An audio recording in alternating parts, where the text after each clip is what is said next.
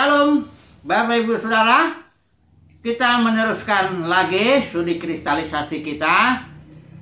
Dan ini temanya masih sebenarnya memperbandingkan antara pelayan Elohim dengan pekerja curang yang ada di, kita masih 2 Korintus ya. Karena kita tahu jemaat ini bermasalah karena adanya ya, katakanlah pelayan-pelayan curang. Bahkan nanti kita akan bahas itu menyamar ya, seperti iblis menyamar menjadi malaikat terang.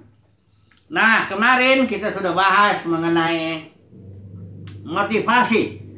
Ini yang menentukan apakah seorang pelayan Kristus itu sejati atau yang palsu. Motivasinya kalau yang palsu tentu mencari untung ya dari firman Tuhan. Entah itu memperkaya diri, entah itu mencari kemuliaan manusia agar dipuji-puji, atau yang lainnya lah ya. Pokoknya cari untung lah ya. Sementara kalau pelayanan kayak Paulus begini, dia menyatakan kebenaran apa adanya dan dia siap dipertimbangkan di hadapan Tuhan ya. Karena dia memang melakukan itu karena dia dipanggil Tuhan. Ya jelas dia dipanggil Tuhan, dia pun sudah menikmati firman Tuhan. Dia sudah menikmati pemeliharaan Tuhan. Dan dia menyampaikannya apa adanya aja ya. Nggak ada maksud-maksud atau kepentingan-kepentingan tertentu. Jadi bebas ya. Memang kalau beritakan firman Tuhan harus bebas. Kalau sudah banyak kepentingan, takut orang tersinggung, takut orang kaya nanti nggak ngasih perpuluhan. Udah repot itu ya. Nggak mungkin lagi dia. Karena Galatia juga bilang, apabila kata Paulus ya, apabila aku berusaha berkenan kepada manusia, aku bukan hamba Kristus. Jadi orang yang beritakan firman mesti orang bebas, nggak punya kepentingan, nggak ada beban istilahnya lah ya. Dia tahu kebenaran, dia dapat gratis, sampaikan gratis, udah itu aja. Ya ada yang diberkati oleh dia itu urusan apalah.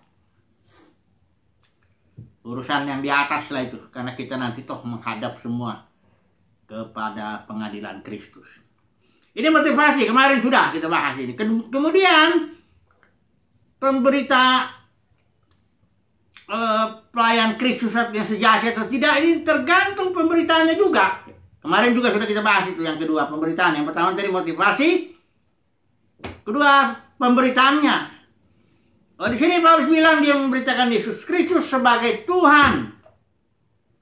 Jelas sudah. Ya artinya Tuhan itu kalau istilah Yunani Kurios itu artinya penguasa tunggal yang menentukan segala-galanya. Jadi dia beritakan kepada orang bahwa siapa yang mau menyerahkan diri, katakanlah begitu ya, percaya kepada Yesus, itu artinya bukan tanggalkan dulu semuanya itu. Ya ikut Yesus itu artinya tanggalkan semua. Jadi menerima rencana Tuhan, menerima pengaturan Tuhan, menerima kehendak Tuhan, semuanya lah dari Tuhan lah itu. Yang atur seluruh hidup kita. Itu yang diberitakan. Kita juga sudah bahas bagaimana Yesus menjadi Tuhan ya. Di dalam Kisah Para Rasul dibilang Petrus itu berkhotbah, Yesus yang kamu salibkan itu telah menjadi Tuhan dan Kristus ya. Oke, sudah kita bahas ya. Jadi pemberitaannya aja kalau yang palsu tentu pemberitaannya yang menyenangkan telinga lah ya. Yang tidak pernah menyatakan apa adanya dunia kekristenan saat ini ya. Ya dianggap wajar aja lah ya. Tak usah negor-negor. Tak usah terlalu banyak mengungkapkan ya kalau Yesus itu pelayanannya kepada dunia keagamaan itu. Wah. Terang-terang sekali. Tuhan sebab itu juga bilang kau keturunan ular beludak. Itu yang dibilang keturunan ular beludak itu bukan orang-orang apa. Itu orang-orang ahli Taurat, orang Farisi yang biasa baca Alkitab itu luar biasa lah ya. Terang-terangan aja dia menyatakan kebenaran apa adanya ya. Tak perlulah minta hikmat lah, minta begini. Kita nggak punya kepentingan masalahnya. Orang yang perlu hikmat, perlu lidah yang agak manis ya. Yang apa itu karena punya kepentingan. Punya motif yang lain. Selain memberitakan firman, ada juga kayak ada udang di balik batu gitu. Nah, ini kadang-kadang yang begitu-begitu tuh Pak, udah nggak jadi hamba Kristus lah, udah ngaku aja lah ya. Supaya jangan nanti makin banyak menipu, makin banyak nanti tanggungannya di hadapan Kristus nanti di hari pengadilannya. Tapi nanti saya akan bicara dulu sedikit dalam dunia kekristenan itu, karena sudah menjadi profesi ya. Pelayan firman itu menjadi profesi dengan gaji tertentu, jabatan tertentu, jadi udah kacau. Nanti saya bicara dulu sebentar. Sekarang kita masuk kepada satu poin lagi untuk mengakhiri masalah pelayan Kristus yang sejati dan palsu ini. Satu lagi, yaitu orangnya, pribadinya, pengalamannya, termasuk semuanya lah. Ya. Kita akan baca beberapa ayat untuk mengungkapkan dah ya. Pelayan sejati itu yang kayak gimana? Mari kita baca dulu ya. 2 Korintus 4. 2 Korintus 4 ayat 6 sampai 9. Ya. Ayat 6 sampai 9. Sebab Allah, ini saya pakai Allah ya. Sebab Allah yang telah berfirman, dari dalam gelap akan terbit terang, Ia juga yang membuat terangnya bercahaya di dalam hati kita, supaya kita beroleh terang dari pengetahuan tentang kemuliaan Allah yang nampak pada wajah Kristus. Jadi Paulus ini bicara di sini terang Kristus atau kemuliaan Kristus itu ya, yang ada di dalam batin. Kemudian ayat 7 dibilang, tetapi harta ini, maksudnya kemuliaan itu ya, terang Tuhan itu, kemuliaan Tuhan itu, hal itu menjadi harta, tapi dipunyai dalam bejana tanah liat, supaya nyata bahwa kekuatan yang melimpah-limpah itu berasal dari Allah, bukan dari diri kami. Jadi pelayan yang sejati, hartanya itu ada di dalam batinnya. Apa itu hartanya? Itulah terang Tuhan, itulah kemuliaan Tuhan. Ya. Kemudian ayat 8. Dalam segala hal kami ditindas, namun tidak terjepit. Ini bukti bahwa pelayan sejati mempunyai harta yang di batin itu. Ya. Ada buktinya. Ini ditindas, tidak terjepit. Kami habis akal, namun tidak putus asa. Kenapa? Karena punya harta itu. Kami dianiaya, namun tidak ditinggalkan sendirian. Kami dihempaskan, namun tidak binasa. Ya, ayat 10. Ini sampai ayat berapa nih? Ayat sampai 9 aja dulu. Udah cukup lah. Jadi pelayan yang sejati itu kenapa dia bisa beritakan tanpa ada beban? Dia udah punya harta kok. Kenapa dia nggak mau cari harta, nggak cari keuntungan dari firman Tuhan, nggak cari duit, nggak cari ambil perpuluhan, buat sulung amat. Kenapa dia nggak ngambil? Kenapa dia nggak mikir-mikir gedung lah ini, fasilitas ini? Kenapa? Jawabannya bukan karena dia nggak punya harta, bukan karena dia udah punya harta. Hanya hartanya di dalam bejana tanah liat. Apa itu hartanya? Terang Tuhan, kemuliaan Tuhan, dan itu dinikmati oleh pelayan sejati detik demi detik.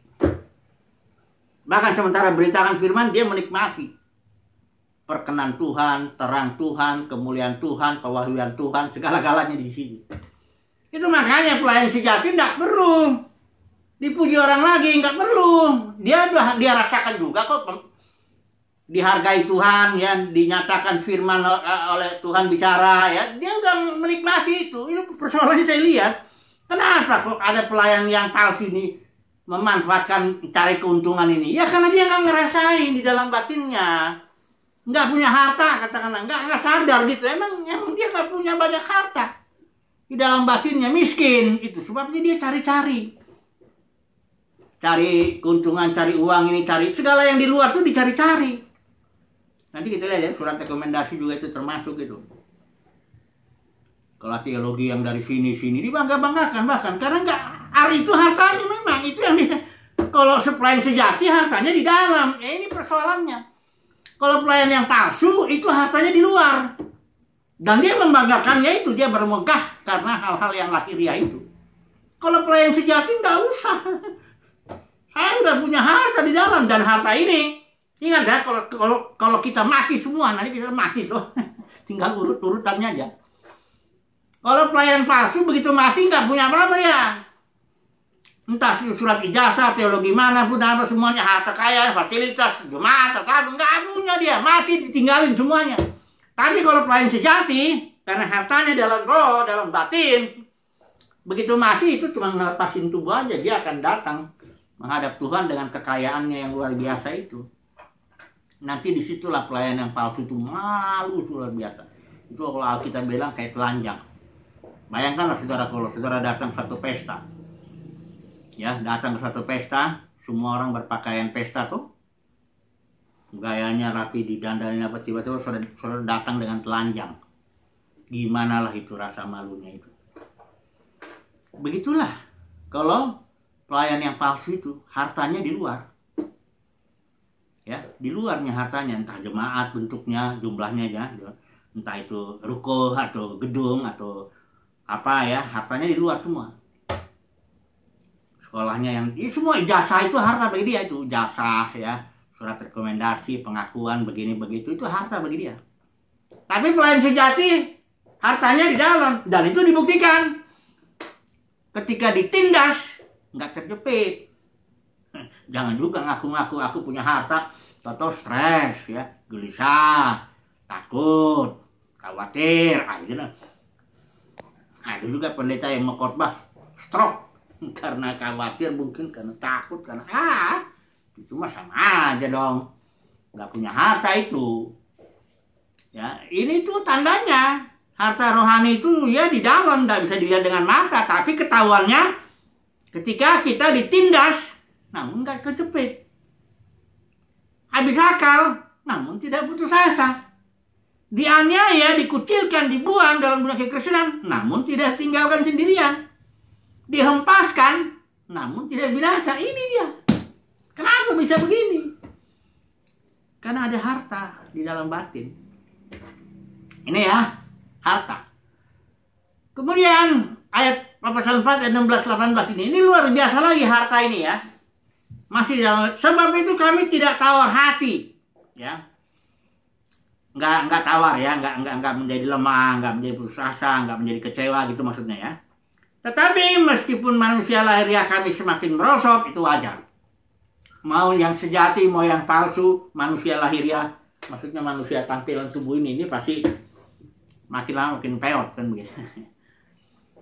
Namun manusia batinnya yang ada hartanya itu tadi dibaharui dari sehari ke sehari. Bukan hanya itu aja, ayat 17 bilang penderitaan yang kita alami saat ini juga mengerjakan bagi kami kemuliaan. Jadi penderitaan menambah harta. Kemuliaan kan hartanya kan, kemuliaan Tuhan, terang Tuhan, itu harta di dalam batin. Kalau orang pelayan sejati kena penderitaan dari luar, nambah ininya, jadi nggak apa-apa lah. Tiap hari bertambah-tambah harta kita kan. Saya ini seorang yang mengumpulkan harta, tapi harta yang di dalam batin. Karena firman Tuhan bilang jangan kumpulkan bagimu harta di bumi, kan? Di bumi ini ngangat dan karat merusakkannya. Di bumi ini asal ada makan dan pakaian lah. Jangan juga itu nggak ada. Kalau itu mana bisa hidup kita. Jadi secukupnya aja lah ya. Tapi harta di dalam batin nambah. Apa itu hartanya? Sekali lagi terang Tuhan, pewahyuan Tuhan, kemuliaan Tuhan. Waduh, ini luar biasa. Nikmat hari lepas hari. Sementara baca Alkitab datang pewahyuan Tuhan. Ya, luar biasa ini. Ya, pelayan sejati. Apa lagi? Bukti pelayan Elohim. Ya, pasal 6 ayat 10. Ya, ini udah. Sama aja ini ya. Coba dulu kita baca ya. Pasal, ini buktinya ya. Kalau pelayan sejati itu pasal 6 ayat 4 sampai 10 banyak. Sebaliknya dalam segala hal kami menunjukkan bahwa kami adalah pelayan Allah. Yaitu apa ini? Gelar teologi, S1, S2, S3, jumlah jemaat, oh bukan. Apa ini? Kekayaan, bukan. Yang jasmani itu, pokoknya yang lahir enggak ada. Kami buktikan pelayan dalam hal, kata Paulus bilang, menahan dengan penuh kesabaran dalam penderitaan, kesesakan, dan kesukaran. Dalam menanggung dera, dalam penjara dan kerusuhan, dalam berjerih payah, dalam berjaga-jaga dan berpuasa.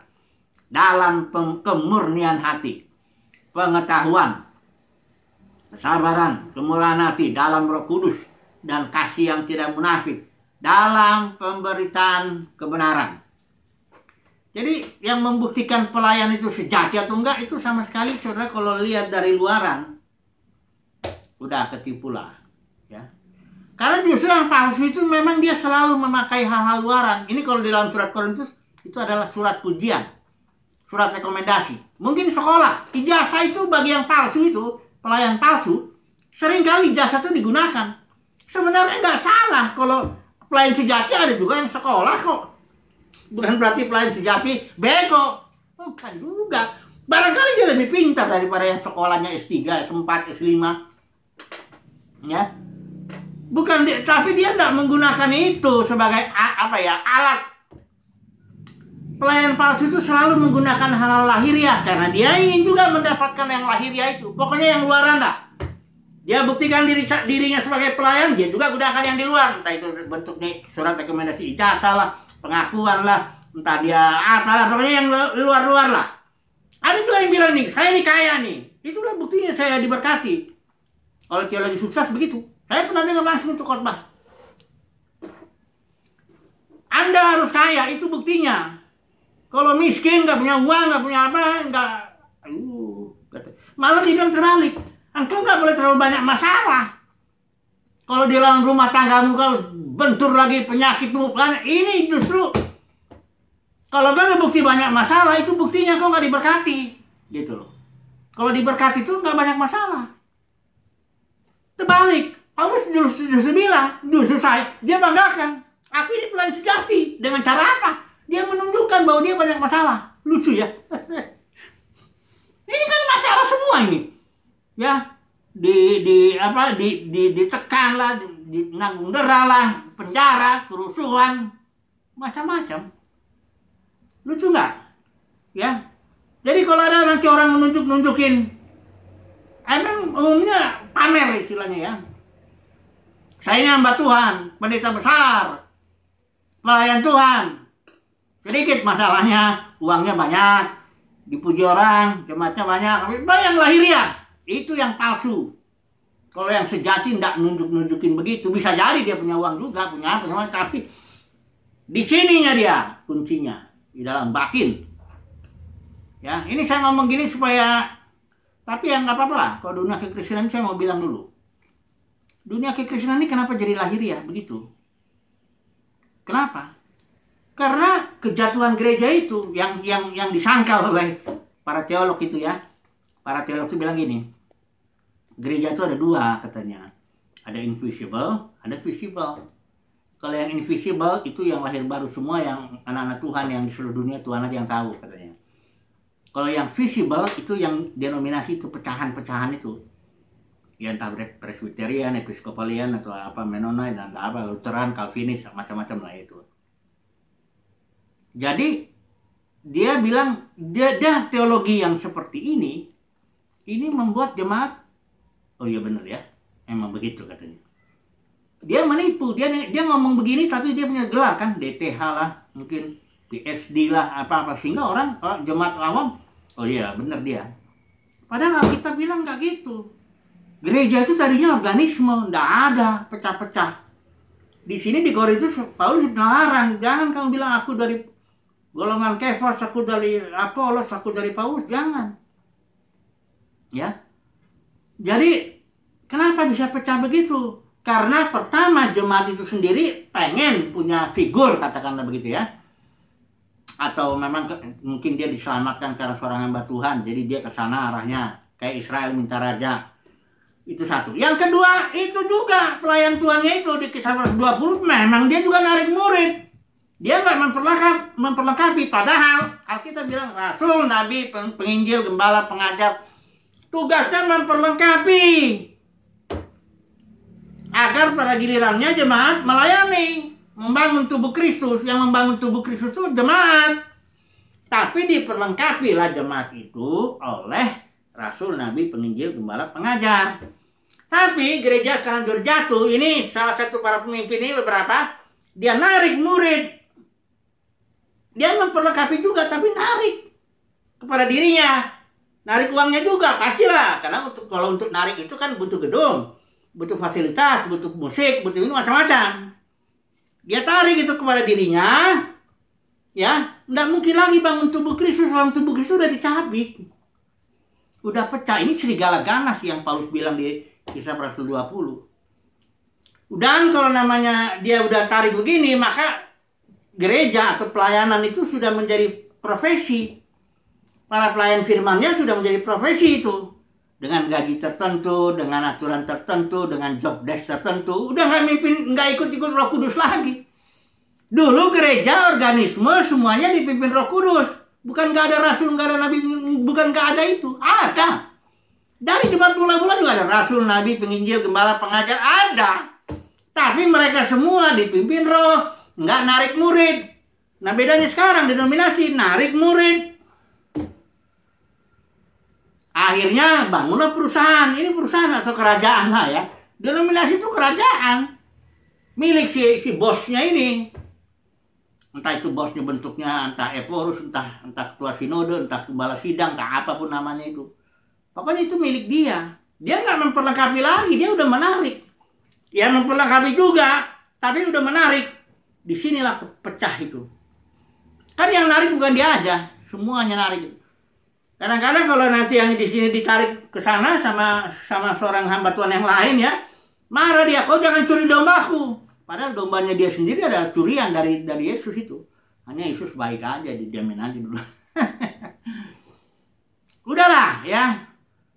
Yang palsu, yang sejati gampang kok. Umat pilihan Tuhan akan tahu itu. Ya.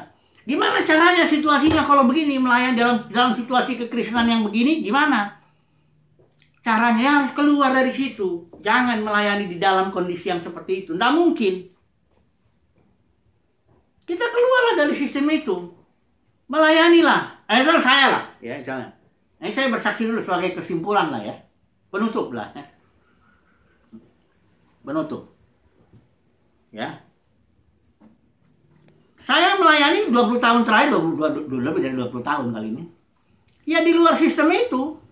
Berikan aja apa yang ada sama kita. Berikan firman, kita bebas. Nggak ada yang ngatur saya, nggak ada yang bebas saya. Saya juga nggak punya kepentingan. Karena pertama saya udah punya harta di dalam batin saya. Suatu pewahyuan, suatu suara Tuhan, suatu kemuliaan Tuhan, terang Tuhan. Udah nikmatilah saya. Saya juga udah ngalamin tuh pemeliharaan Tuhan. Ya, ya memang ada penderitaan, ada tantangan, ada masalah. Itu mah biasalah begitu ya. Tapi kita ini punya harta, udah cukup saya. Saya sudah nikmat, ya. Hidup saya itu udah bahagia. Saya nggak perlu lagi cari-cari kebahagiaan dari luar itu, nggak perlu. Karena apa? Saya udah punya ini di dalam batin. Ya, udah gitu. Karena saya sudah ada di dalam batin, saya nggak terlalu perlu. Entah pujian manusia, entah apa yang macam-macam yang dicari yang palsu-palsu. Orang yang palsu-palsu itu nggak bahagia hidupnya itu. Pekerja palsu itu nggak stres dia itu. Saya dulu pernah juga di dalam dunia stres. Aduh. Kadang-kadang banyaklah stresnya. Ya. Jadi kesimpulannya bagaimana? Ya udah kalau yang sejati itu memang mau nggak mau ya. Pertama jelas dipanggil Tuhan. Nah ini dia. Ini Paulus juga bilang aku rasul, jelas dipanggil Tuhan ya. Jadi Paulus yang oleh kehendak Allah menjadi rasul. Jadi kalau orang emang sudah nggak jelas juga, pelayanan juga kecemplung begitu kebetulan atau apa, ya udah susah memang. Tapi jelas panggilan itu mesti, saudara dan saya mesti dengar dulu itu panggilan Tuhan. Kalau enggak emang lebih bagus kerja aja deh. Ya, kerja apa lebih mulia lah, dagang juga lebih mulia lah daripada dagang firman itu. Aduh, orang Farisi ahli Taurat tuh dagang tuh di bait suci itu. Nah, itu dosanya Yesus ngamuknya, bayangkanlah Yesus itu. Saudara kira Yesus itu ngamuk itu di bait suci itu tenang ya, damai? Enggak. Dia pakai itu loh. Cambuk. Itu bayangin di bait suci lagi tenang kan, suasananya kan lagi diturgi di luarannya itu. Ada jual money changernya, ada di sini jual-jual. Orang Farisi dagangnya begini. Dia bilang kalau dombanya dibeli di luar itu enggak belum suci, belum kudus ya. Kalau yang di dalam ini kudus karena udah kami periksa. Tapi harga yang di dalam ini di pelataran lebih tinggi daripada yang di luar. Nah orang-orang Israel yang datang itu 3 kali setahun dia datang kan ke Yerusalem. beli yang di sini. Itulah dia orang Farisi dapat untung dia. Bayangkan suasana sedang tenang ya kan. Tiba-tiba Yesus datang ngamuk, dia ambil itu apa? Dia pukul itu, ditebalikin. Meja ditebalikin. Saudara jangan pikir Yesus marah kayak orang Jawa ya marahnya. Enggak. Dilempar itu berantakan itu semua habis. Saya yakin kalau nanti Yesus turun secara jasmani ini di mimbar-mimbar ini, saya yakin dia akan seperti itu juga kan. Karena nggak jauh juga sih. Dalam dunia kekristenan dagang itu udah biasa. Apapun didagangkan. Ya. Firman pun didagangkan, buku didagangkan, apapun didagangkan ya. Semua didagangkan. Musik apalagi lebih banyak itu dagang itu. Jadi ini kesaksian saya, kesimpulan. Makanya ya udahlah. Kalau seseorang ini nasihat saya kadang-kadang ini, kalau udah nggak ada panggilan Tuhan, udahlah, nggak usah lah masuk dalam dunia kekristenan karena dosanya banyak nanti bertumpuk di situ. Ya baguslah kerja, entah apapun jadi pedagang kita apa kayak ya lebih mulia itu daripada masuk ke dalam dunia perdagangan kekristenan itu, ya.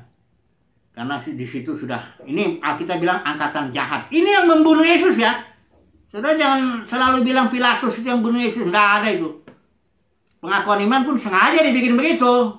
Menderita di bawah pemerintahan Pontius Pilatus. Yang bikin pengakuan iman siapa? Kan pelayan-pelayan ini. Dia ingin bersembunyi. Dasar memang.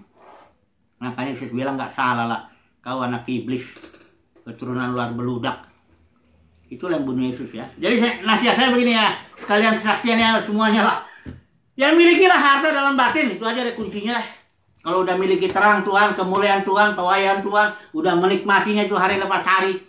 Kalau yang luarannya asal ada makanan pakaian udah cukup lah. Saudara beritakan firman Tuhan apa adanya. Nggak perlu nyenang-nyenangin orang. Nggak ada kepentingan kita. Nggak ada udang di balik batu. Ya nggak ada macam-macam lah. Bebas, bahagia. Sukacita ya. Oke lah ya, jadi sudah sendiri yang nilai lah mana yang palsu, mana yang sejati. Haleluya, amin.